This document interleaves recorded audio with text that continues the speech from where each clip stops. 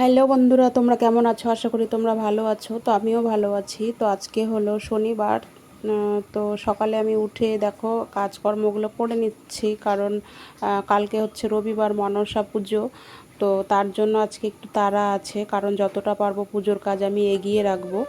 তো সকালে কাজকর্ম সেরে আমি চান করে আমি চলে এসেছি ঠাকুর ঘরে। তো ঠাকুর পুজোটা আগে দিয়ে নেব, দিয়ে নিয়ে তারপরে আবার দুপুরের খাবার রেডি করব। তো দুপুরে আজকে যেহেতু এমনিতেও শনিবারে আমি নিরামিষই খাই, তো পুজোর আগের দিন যাই হোক, আর তার মধ্যে জন্মাষ্টমী আজকে। তো জন্মাষ্টমীটা আমি করি না, জন্মাষ্টমীটা ধরা হয়নি। তো তো পুজো আমার কমপ্লিট, চলো পরে দেখা হচ্ছে। কেমন আছো? আশা করি তোমরা ভালো আছো, আমিও ভালো আছি।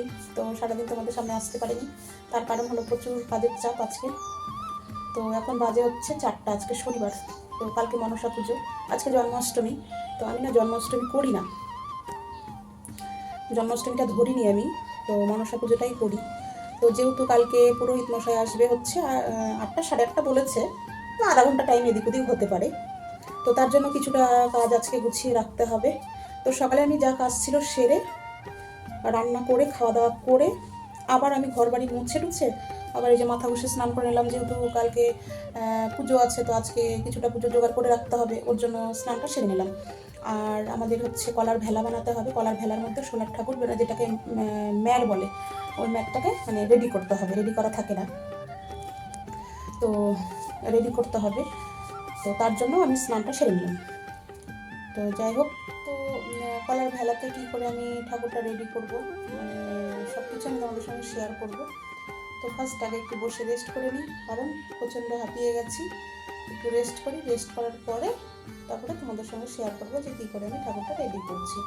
আজকে যতটা পারবো কাজটা এগিয়ে রাখবো। তো টাটা, আবার পরে দেখা হবে। তো দেখো, গোপালকে নিয়ে নগর কীর্তনে বেরিয়েছিল জন্মাষ্টমী উপলক্ষে আমাদের বাড়ির সামনে দিয়ে। তো দেখতে পেয়ে আমি একটু প্রণাম করে নিলাম, তোমাদেরকে একটু দেখিয়ে দিলাম।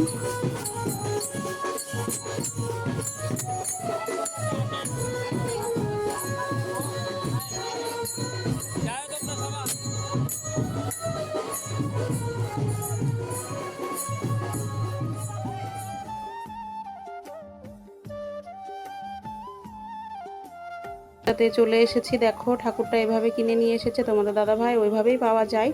আর বাকিটা আমাকে তৈরি করে নিতে হবে। তো কঞ্চিগুলো আমাদের বাঁশের ঝাড়েরই কঞ্চি, আর কলার ডাঁটিগুলোও আমাদের বাগানেরই। তো যাই হোক, আমি দেখো রেডি করে নিচ্ছি। আর হচ্ছে আমার ছেলে আর ছেলের বন্ধু আছে, তা আমি ওদেরকে বললাম আমাকে একটু হেল্প কর। তো বলছে যে হ্যাঁ ঠিক আছে। তো ওদেরকে দৌড়তে লাগিয়ে দিয়েছি। আর দেখো আমি কিভাবে রেডি করছি।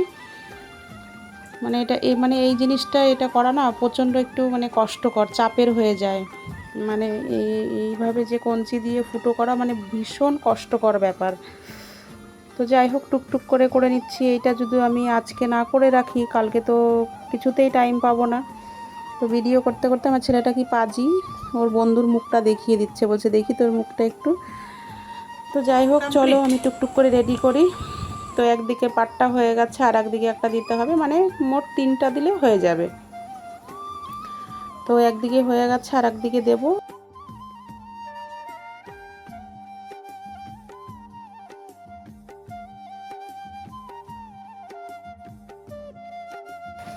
তো বন্ধুরা, ফাইনালি যেটার জন্য ভিডিও করা সেটা পর্ব চলে এসেছে। তো দেখো এইভাবে আমি ঠাকুরটাকে মাপ দিয়ে নিচ্ছি, কারণ লম্বা করে কঞ্চিগুলো গেঁথে দেওয়ার ব্যাপার আছে, মানে না গাঁথলে ঠাকুরটাকে না বাঁধলে থাকবে না। তো আমি মাপ দিয়ে নিয়ে ঠাকুরটাকে মাপ দিয়ে নিলাম যে কতটা আমার লাগবে জায়গাটা, তারপরে কঞ্চিগুলো গাঁথার ব্যাপার আছে। তো মাপ দিয়ে আমি গেঁথে নিচ্ছি। তো চলো সম্পূর্ণ আমি গেঁথে নিয়ে তারপরে পরে তোমাদেরকে ফাইনাল লুকটা দেখিয়ে দিচ্ছি।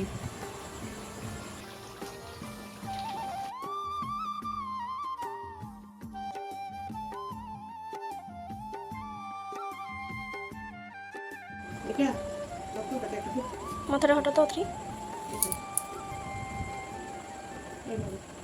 কোনটাতে যাচ্ছে? এই কোণাতে, কোনটাতে না, এখানে এটাতে।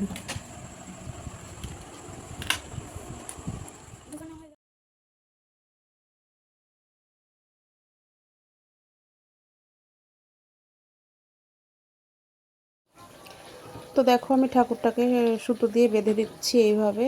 তো এটা করতে আমাদের টাইম লেগেছে পুরো 2 ঘন্টা। মানে এত টাইম লাগে এটাতে, মানে সব থেকে এটা মানে বিরক্তিকর কাজ। যদি ঠাকুর রেডি করা থাকতো তাহলে তো কোনো ব্যাপারই ছিল না।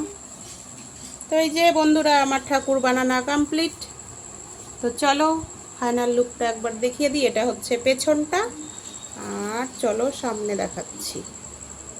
জাস্ট কোনো মতে নেই, 2 ঘন্টা টাইম লাগলো বাবা, তাও 3 জনা মিলে। আর এটা হচ্ছে সামনের লুক।